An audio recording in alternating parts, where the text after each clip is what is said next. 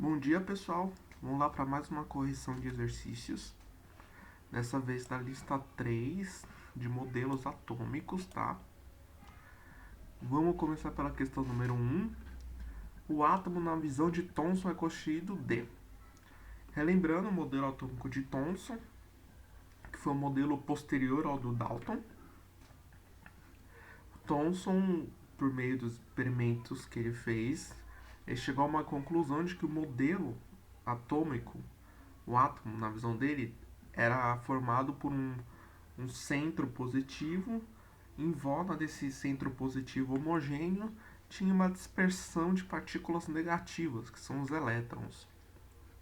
Então, olhando as alternativas, o átomo para Thomson é constituído de cargas positivas e negativas.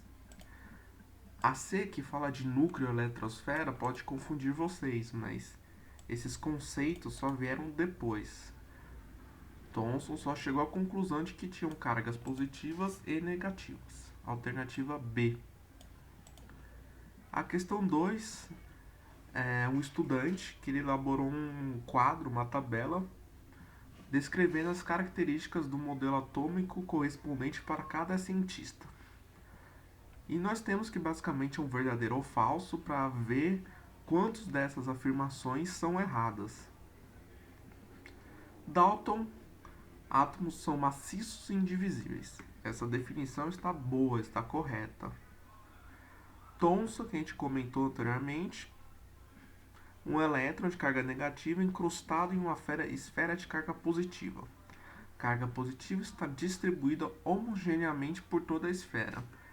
Aqui lembrando que o Thomson, para exemplificar esse modelo dele, ele fez referência a um pudim de passas. Então, sempre quando citar Thomson, lembra desse pudim de passas e relaciona isso com o modelo atômico. Então, está correto. Rutherford. Elétron de carga negativa em órbita em torno de um núcleo central de carga positiva. Não há restrição quanto aos valores de raios das órbitas e das energias do elétron. Certinho. Definição de Rutherford está certa também. Rutherford já entrou aqui com a divisão do átomo, né? Já definiu que tem espaços vazios no átomo. Ele já chegou à conclusão de que havia um núcleo central com carga positiva. Em volta disso tinha uma eletrosfera em órbita circulando esse núcleo positivo. E nessa eletrosfera tinha os elétrons, que são as partículas negativas. Não há restrição quanto aos valores dos raios das órbitas e das energias de um elétron. Porque esse conceito aqui, esse último parágrafo, vai entrar em Bohr. Bohr que vai já matematicamente chegar à conclusão dos valores dos raios e vai estabelecer a quantização dos orbitais. Vai estabelecer que para cada camada da eletrosfera ali tem uma energia correspondente. Rutherford está correto a definição aqui. Bohr. Elétron de carga negativa em órbita em torno de um núcleo central de carga positiva. Apenas certos valores dos raios das órbitas e das energias do elétron são possíveis.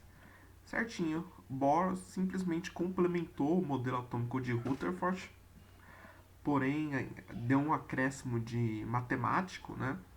Ele estabeleceu que os orbitais carregando os elétrons que giravam em torno do núcleo, cada orbital daquele tem um raio e cada orbital desse tem uma energia correspondente. Então, o primeiro orbital que gira em torno do núcleo tem uma energia armazenada ali. O segundo acompanha o movimento do mouse e já tem uma outra energia armazenada ali. Correto? Lembrando que são 7 camadas eletrônicas.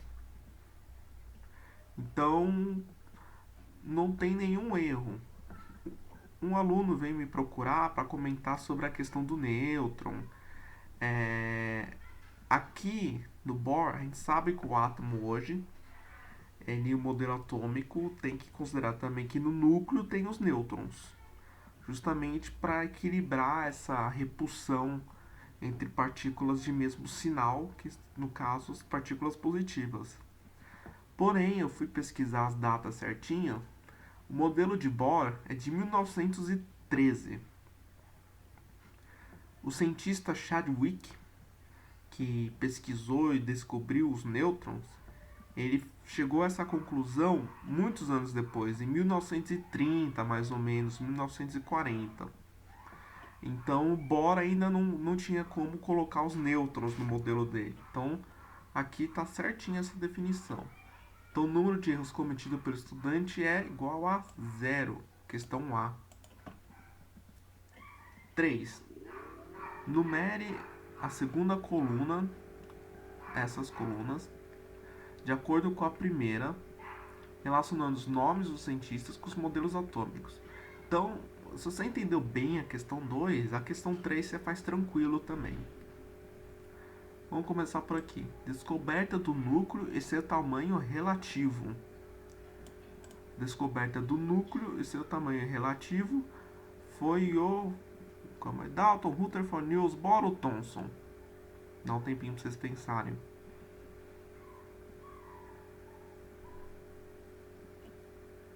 Boa, foi Rutherford, tá? Então aqui, número 2. Modelos semelhantes a um pudim de passas. Falou pudim de passas? Não vou nem continuar lendo. Pudim de passas é uma referência clássica ao Thomson. J.J. Thomson, tá? Então aqui seria o número 4. Então temos 2, 4. Os elétrons giram em torno do núcleo em determinadas órbitas. Aqui vocês poderiam se confundir com Rutherford ou Bohr. Mas quando ele fala em determinadas órbitas, quer dizer que tem algo que limita uma órbita para outra, que seria justamente a energia capaz de ser armazenada em cada órbita. E isso quem determinou foi Bohr, Niels Bohr. Então aqui número 3.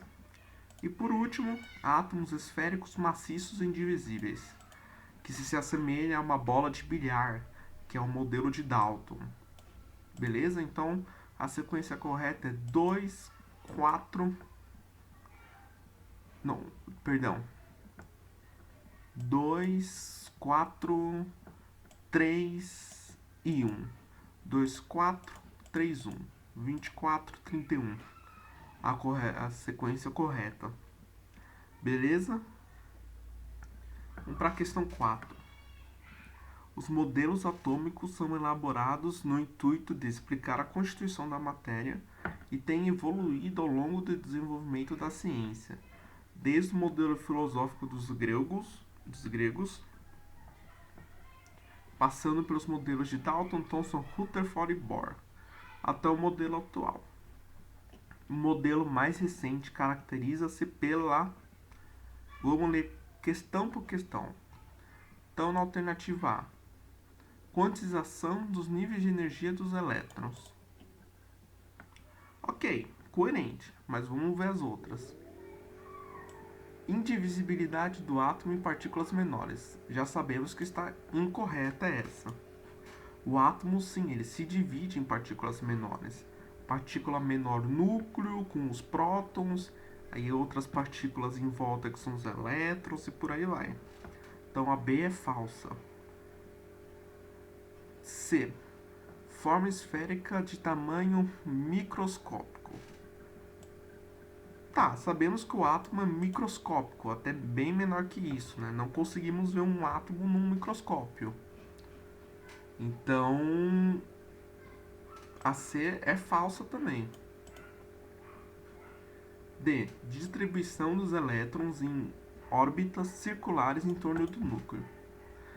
Sabemos que isso acontece, foi o que o Rutherford concluiu. Mas não pode falar só disso e não comentar que as órbitas têm energias definidas. Cada orbital tem uma energia possível ali, correspondente. Então, isso daqui está meio correta. Então, é falsa. A gente quer uma alternativa totalmente correta. Distribuição dos elétrons de maneira uniforme na superfície do átomo. Não, é falso. Os elétrons não se distribuem de maneira uniforme na superfície do átomo. Esse daqui seria semelhante ao modelo de Thomson, essa afirmativa.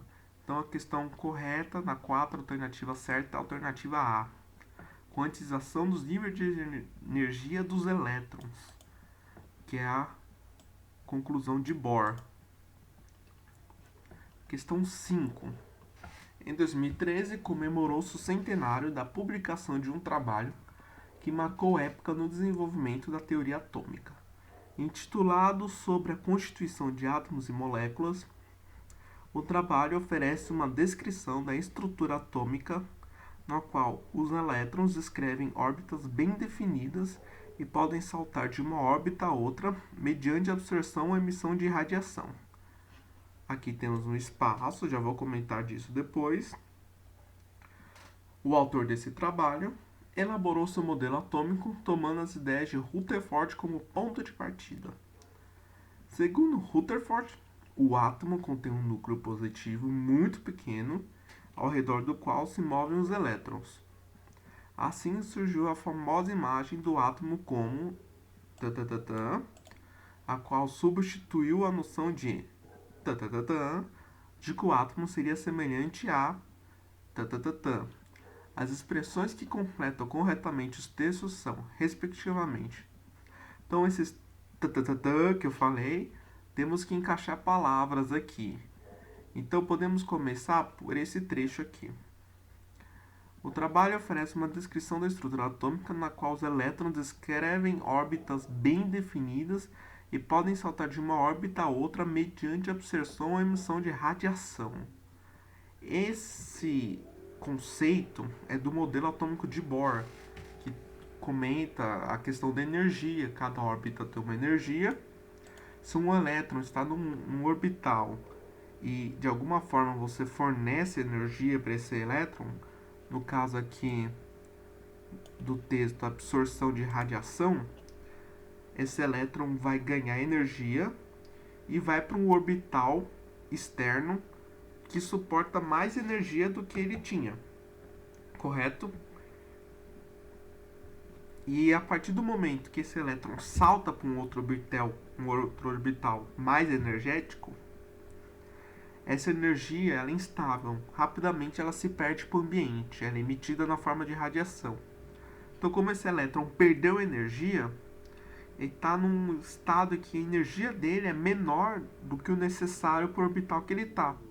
Então ele desce mais um orbital e volta para a camada em que ele já estava, porque ali a energia dele é coerente com aquele orbital. Então esse é o modelo de Bohr, e aqui então temos que colocar Bohr. Então aqui temos a alternativa A com Bohr e a B com Bohr também. A C e a D a gente descarta porque cita Thomson e não foi Thomson que fez esse modelo. Segundo Rutherford, o átomo contém um núcleo positivo muito pequeno, ao redor do qual se movem os elétrons. Assim surgiu a famosa imagem do átomo como a comparação que Rutherford usou. Se Thomson fez uma comparação ao pudim de passas, Rutherford fez uma comparação ao sistema solar em miniatura, como se o núcleo fosse o Sol, em volta dele os planetas seriam os elétrons, girando em torno desse núcleo, como um sistema solar em miniatura, a qual substituiu a noção de Rutherford.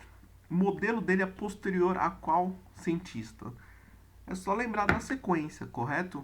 Tem os gregos, depois tem o Dalton, Thomson, Rutherford. Então o modelo de Rutherford, ele partiu para consertar o modelo de Thomson. E por último, modelo de Thomson de que o átomo seria semelhante a, como eu já falei, Thomson, modelo de pudim de passas. Então a alternativa correta da 5, alternativa A. Bohr, sistema solar em miniatura, Thomson e pudim de passas. A questão 6, da FUVEST. Thomson determinou pela primeira vez a relação entre a massa e a carga do elétron. Então ele fez matematicamente, ele chegou a uma conclusão de que essa relação da massa do elétron dividido pela carga desse mesmo elétron, essa relação sempre dá um valor constante. Mas isso é um acréscimo matemático do modelo de Thomson, muito interessante para quem quiser prestar química, farmácia. Mas vamos continuar, não se fixem tanto a entender essa relação. Mas é só uma curiosidade. O que pode ser considerado como a descoberta do elétron? Aí sim, o modelo de Thomson é a descoberta do elétron. A partir dessa conta que ele concluiu a existência do elétron, além do experimento com a ampola de Crookes. É reconhecida como uma distribuição de Thomson ao modelo atômico. Então, basicamente pergunta, o modelo de Thomson é o quê? É o átomo ser indivisível? Não. Isso quem diz é Dalton. É a existência de partículas subatômicas? Podemos discutir. Coerente, mas vamos para as próximas. Os elétrons ocuparem níveis discretos de energia? Não. Elétron relacionado a níveis de energia sempre relaciona com Bohr. D. Os elétrons girarem em órbitas circulares ao redor do núcleo.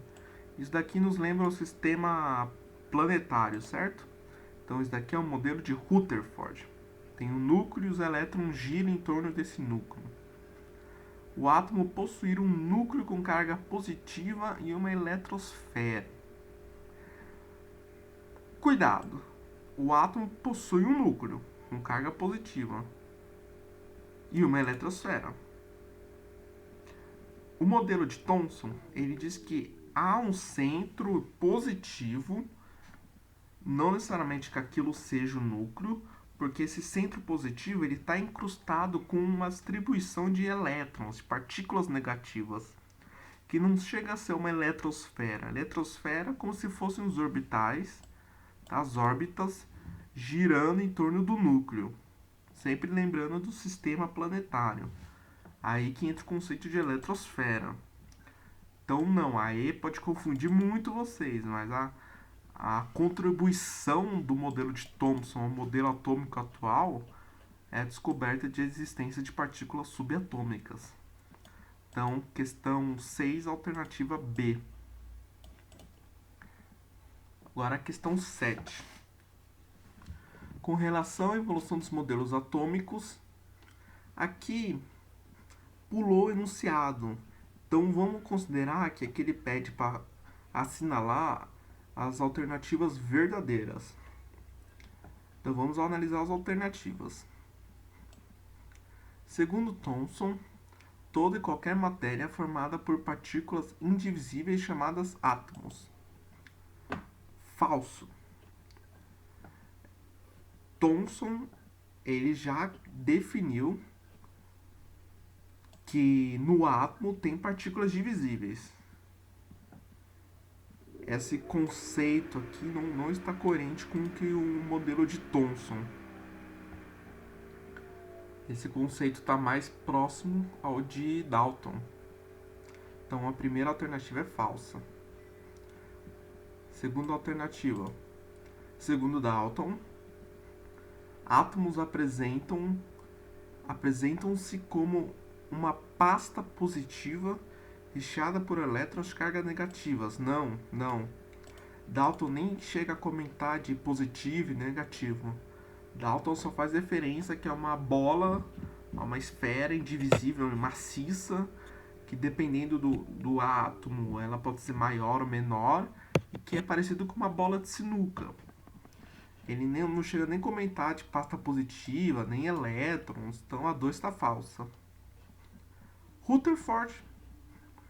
Segundo Rutherford, átomos possuíam um núcleo positivo e em volta dele giravam os elétrons. Perfeito. Alternativa 3, corretíssima. 4. Segundo Bohr, os elétrons se movem ao redor do núcleo em número limitado de órbitas bem definidas. Também, Bohr só acrescentou com cálculos matemáticos, experiências, complementou o modelo de Rutherford.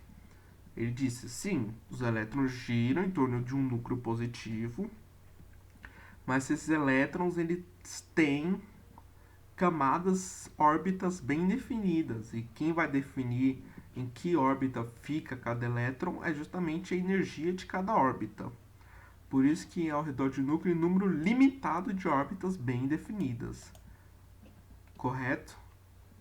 Então, a alternativa certa é que fala que a 3 e a 4 são corretas. Alternativa E. Questão 7, E. Bom, é isso, pessoal. Uma lista muito boa, uma lista bem concisa, bem precisa, tá? Trabalhando todos os modelos, tanto de Dalton até Bohr. Eu penso que vocês podem ter dificuldade mais no do Bohr, porque entra uma questão matemática, uma questão muito abstrata de que imaginar um orbital com energia quantizada. Mas isso a gente vai trabalhando, vocês podem tirar dúvidas comigo, com a Karine ou com o Jim. Então é isso, beleza? Um forte abraço e se cuidem.